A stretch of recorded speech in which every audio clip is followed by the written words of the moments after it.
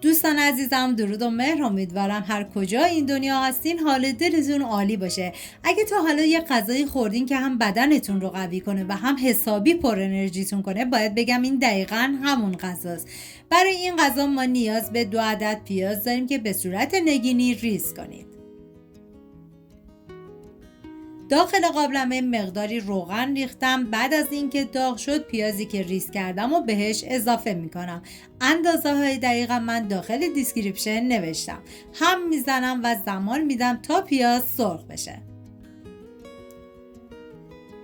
توی این فاصله تا پیاز سرخ میشه میریم سراغ کدو سبز که به 3 عدد کدو سبز نیاز داریم به صورت حلقه‌ای برش بزنیم. من پوست کدو سبز رو نگرفتم، ولی شما اگه دوست نداشتین میتونین بگیرین.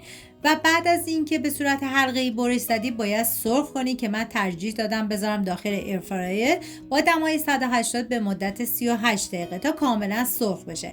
اگه شما میخوان خیلی سرخ نشه میتونید مدت زمانش رو کمتر کنید. نیاز به 350 گرم سینه مرغ دارین که به صورت مکعبی خوردش میکنم و حتی شما میتونید مقدار گوشت کمتری استفاده کنید یا اینکه کلا گوشت مرغ رو حذف کنید، از گوشت گوسفند یا گوساله استفاده بکنید که دیگه این کاملا سلیقه‌ایه.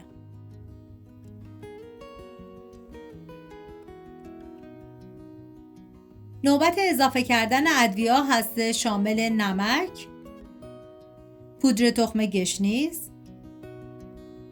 زردچوبه و پاپریکا.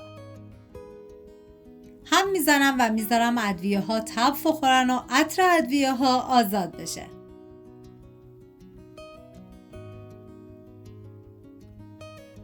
سینه مرغ خورد شده رو بهش اضافه میکنم و هم میزنم و میذارم تا تف بخوره و بهتون پیشنهاد میکنم یک بار این غذا رو درست کنین. ارزش رو داره، یه جور گرما و انرژی داره که مخصوص همین روزهای سرده که مطمئنم اگر امتحانش کنید عاشقش میشید. بعد از اینکه تف خورد 200 گرم عدس که معادل 1 لیوان نصفی میشه که من از شب قبل خیس کردم و برنج نیم دونه 130 گرم که از 2 ساعت قبل خیس کردم که معادل 1 لیوان سرخاری میشه. به بقیه مواد اضافه میکنم و هم میزنم یه تفت مختصری بخورن. آب بهش اضافه میکنم، زمان میدم تا کاملا بپزه و جا بیفته.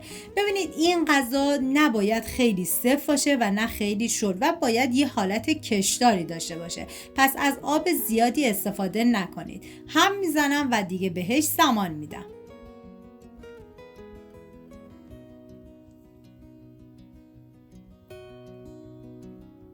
بعد از اینکه موادمون تقریبا پخت، کدویی که سرخ شده بود و بهش اضافه میکنم و هم میزنم و میذارم تا کدو با بقیه مواد کاملا بپزه.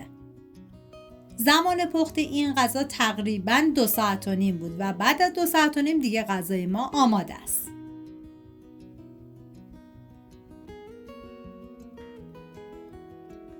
بعد از اینکه همه مواد کاملا پخت باید ما میکسش کنیم که حالا یا با استفاده از بلندر یا اینکه گوشت‌کوب دستی.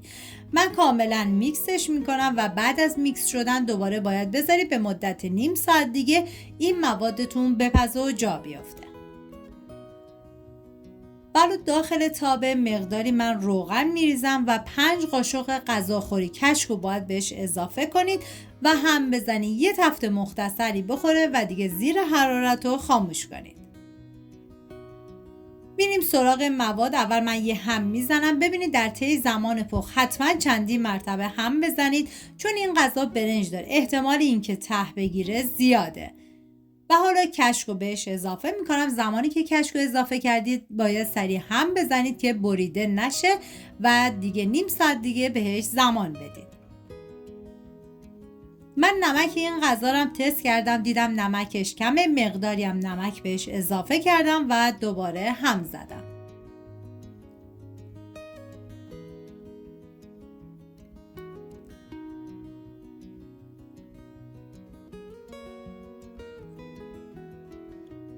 امیدوارم از این غذا به اندازه من لذت برده باشین. اگر دوست داشتین یادتون نره کانال رو سابسکرایب کنید تا با هم دستورهای خوشمزه تر و پر انرژی تری درست کنیم. سپاس از همراهی همیشگیتون. تا ویدیوی بعدی مواظب خودتون و خوبی هاتون باشید. بدرود.